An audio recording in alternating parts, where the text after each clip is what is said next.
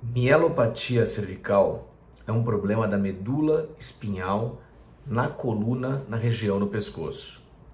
É um problema que pode acontecer por várias causas, sendo que a mais comum é devido ao envelhecimento da coluna e o estreitamento do canal por onde passa a medula, levando à compressão e ao sofrimento medular, gerando quadros neurológicos. Esse é o motivo da nossa conversa de hoje. Eu sou o Dr. Alberto Gottfried, médico ortopedista, especialista em coluna. Esse é o meu canal. Toda quinta-feira a gente publica conteúdo novo sobre coluna vertebral. Então se inscreve, acompanhe e receba as notificações sempre que um artigo novo e um texto, um vídeo for publicado. Muito bem, o que me motivou então a gravar esse vídeo hoje é um caso justamente que eu vou operar no final do dia, né? Hoje é quinta-feira,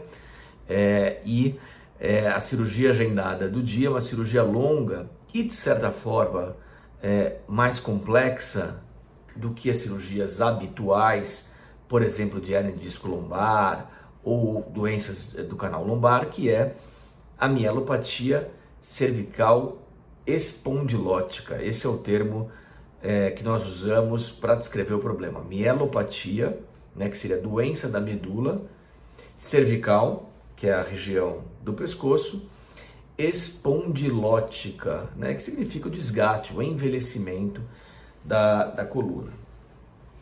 Trocando isso aqui em miúdos, né, trazendo para o linguajar bem popular, né, então seriam bicos de papagaio, hérnias de disco, né, que promovem o estreitamento do canal central da medula. Então lembrando que por dentro da coluna as vértebras são vazadas, né, onde tem um canal central e lá dentro trafega a medula, né? Então uma relação como essa assim, né, então a medula teria que ficar solta dentro desse canal e ela fica na maioria das pessoas a vida inteira. Mas em alguns casos isso não acontece, esse canal vai estreitando por formação de bico de papagaio, ou por espessamento ligamentar, ou por hérnia de disco, e a medula começa a sofrer. Quais são os sintomas então? Por que algumas pessoas têm isso? O que elas sentem? Os sintomas da mielopatia são muito variados, né? Eles envolvem, em geral, dificuldade para marcha.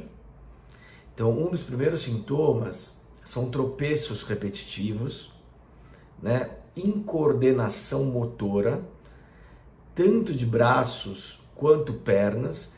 Então, é comum queixas do tipo: a minha letra está diferente, não consigo fazer atividades manuais delicadas, como, por exemplo, abotoar um botão de camisa. Para quem cozinha, não consigo separar feijão, por exemplo, né? São queixas do dia a dia. Para quem gosta de comida japonesa, né? Lembrando que os orientais têm mais casos de estenose cervical, porque existe um tipo de ossificação de um ligamento da coluna no oriental que é mais comum. Então a queixa de não conseguir comer de hashi, de palitinho, é comum entre os orientais, eles perdem a habilidade manual. Então esses são os sintomas iniciais mais comuns, né? Outros sintomas: formigamentos nos braços e nas pernas e perda de força, né?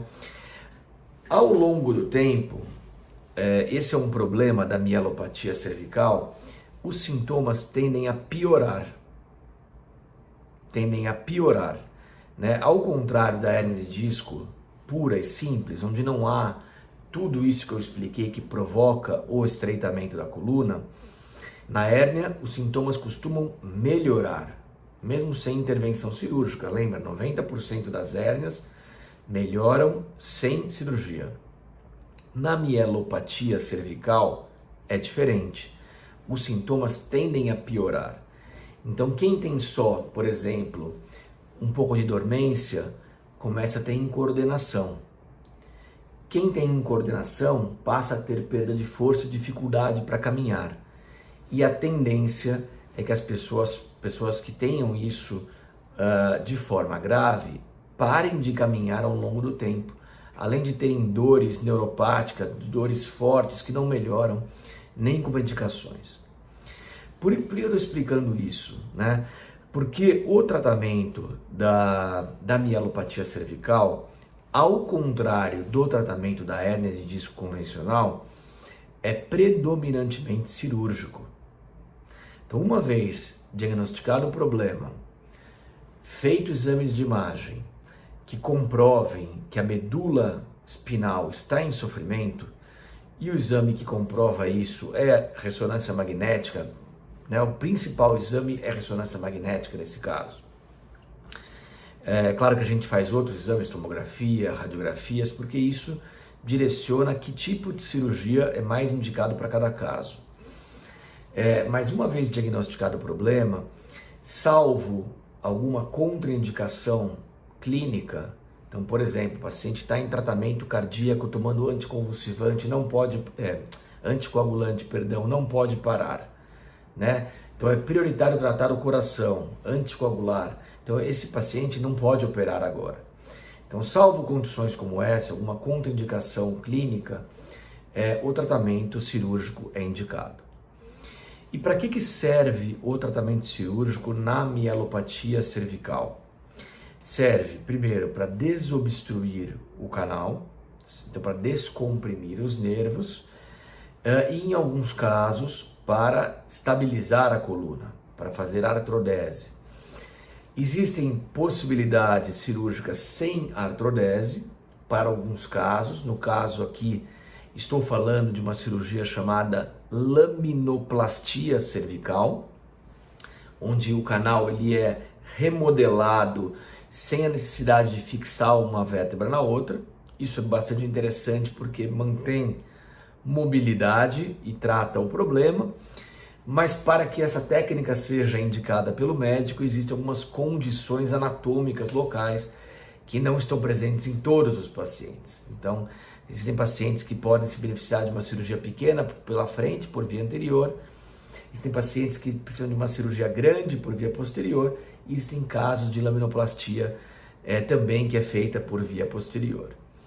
E o que se espera depois da cirurgia da mielopatia cervical? Bom, se espera melhora dos sintomas neurológicos, embora muitas vezes essa melhora é apenas parcial. Ou seja, já existe um dano definitivo na medula que não melhora completamente após a cirurgia. Bom, então por que operar? Bom, primeiro porque existe sim uma melhora, ainda que parcial, e segundo que nós conseguimos interromper a piora, né? Eu comentei aqui agora há pouco que a mielopatia é uma doença progressiva que piora ao longo dos anos e a cirurgia consegue interromper isso. Então aquele risco do piorar o neurológico e parar de andar e ir para uma cadeira de rodas, esse risco é eliminado com a cirurgia e isso já é um grande benefício de se indicar e de se operar versus não operar, né? Porque nesse caso, não operar oferece mais risco do que a própria cirurgia na coluna cervical. Era esse o assunto de hoje, mielopatia cervical, e nos vemos na semana que vem. Até lá!